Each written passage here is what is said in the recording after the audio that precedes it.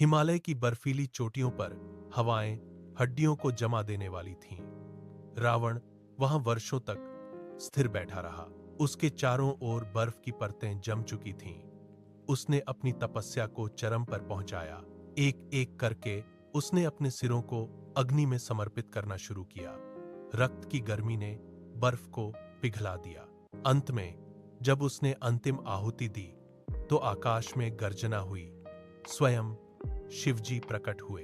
उन्होंने रावण को अजय होने का वरदान दिया। रावण का शरीर उस दिव्य ऊर्जा से कांप उठा। उसकी भुजाओं में अब तीनों लोकों को हिला देने वाली शक्ति थी। वह उठा। उसके पैरों के नीचे की चट्टानें चटक गईं। उसने अपनी शक्ति को परखा और एक अट्टहास किया। उस ध्वनि से पूरी घाटी गूंज उठी।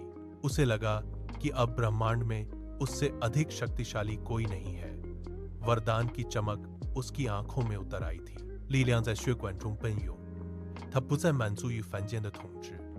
他站在喜马拉雅的山脊上，目光投向远方云雾缭绕的巅峰，那是 Kailash， 众神之所。他心中萌生了一个狂念，将这座圣山连根拔起，移至朗卡。他迈开大步，每一步都让岩石碎裂。他来到山脚下，仰视着那直插云霄的巨岩。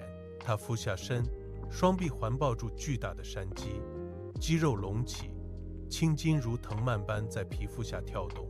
他猛地发力，大地发出沉闷的轰鸣，山体开始剧烈摇晃，岩层摩擦发出刺耳的尖啸。天空中的云层被这股蛮力搅碎，四散奔逃。飞禽惊恐地从巢穴中冲出，遮蔽了阳光。山间的溪流改变了流向，碎石如雨点般从高处坠落。他再次咆哮，双肩下沉，试图将整座山峰从大地的根基中剥离。整个世界仿佛都在这股傲慢的力量下站立。他感受着指尖传来的山岩阻力，嘴角露出一丝扭曲的笑意。कैलाश पर्वत की नींव हिलने लगी। विशाल शिलाखंड अपनी जगह से खिसकर नीचे गिरने लगे। पर्वत के शिखर पर स्थित देवगणों के आसन डोल गए। शिवजी ने अपनी आंखें खोली। उन्होंने पर्वत के नीचे हो रही हलचल को महसूस किया। उन्होंने अपना बायां पैर थोड़ा सा आगे बढ़ाया। केवल अपने पैर के अंगूठे के पोर से उन्होंने पर्वत की सतह को हल्का सा स्पर्श किया। एक क्षण के लिए सन्नाटा छा गया। रावण अपनी पूरी शक्ति लगाकर पर्वत को ऊपर उठाने की कोशिश कर रहा था। उसकी भुजाओं की मांसपेशियां पत्थर की तरह सख्त हो गई थीं। तभी अचानक एक भारी दबाव ऊपर से नीचे की ओर आया। पर्वत का भार कई गुना बढ़ गया। रावण के घुटने जमीन में धंस गए। उसकी भुजाएं जो पर्वत के नीचे थीं, अचानक चट्टानों के बीच दब गईं। हड्डियों के चटकने की आवाज गूंज उठी। रावण ने अपनी पूरी ताकत झोंक दी, लेकिन पर्वत अब 1 इंच भी नहीं हिला। उसकी पकड़ ढीली पड़ गई। वह अपनी ही शक्ति के बोझ तले कुचला जा रहा था। उसकी दहाड़ अब दर्द भरी चीख में बदल गई। वह पत्थर और मिट्टी के बीच पूरी तरह असहाय हो गया। उसकी अजेयता का अहंकार उस एक अंगूठे के दबाव के नीचे दबकर बिखर गया। पत्थरों के बीच दबी भुजाएं दर्द से तड़प रही थीं। रावण ने अपनी पीड़ा को एक नई दिशा दी। उसने अपना सिर ऊपर उठाया और अपनी कराह को लयबद्ध करना शुरू किया। उसके कंठ से निकले शब्द चट्टानों से टकराकर गूंजने लगे। यह शिव तांडव स्तोत्र था।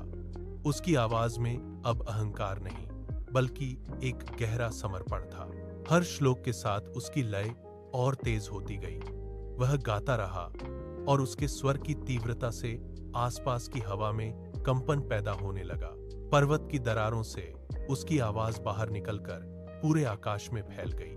वह अपनी पूरी शक्ति को संगीत में ढाल रहा था। शिवजी ने उसकी भक्ति को महसूस किया। उन्होंने रावण के चेहरे पर दर्द के साथ मिश्रित उस भक्ति को देखा। शिवजी के चेहरे पर एक सौम्य भाव आया।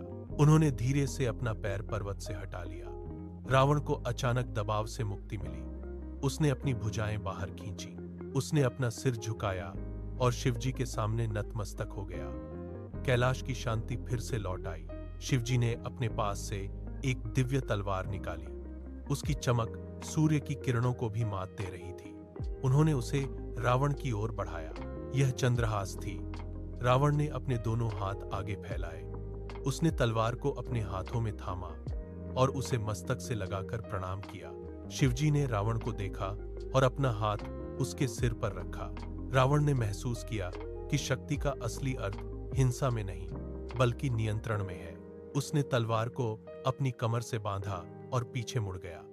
वह अब लंका की ओर बढ़ रहा था, लेकिन उसके कदम पहले जैसे भारी नहीं थे।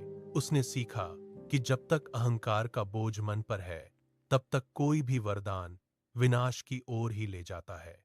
भक्ति तभी पूर्ण होती है जब वह अहंकार से मुक्त हो।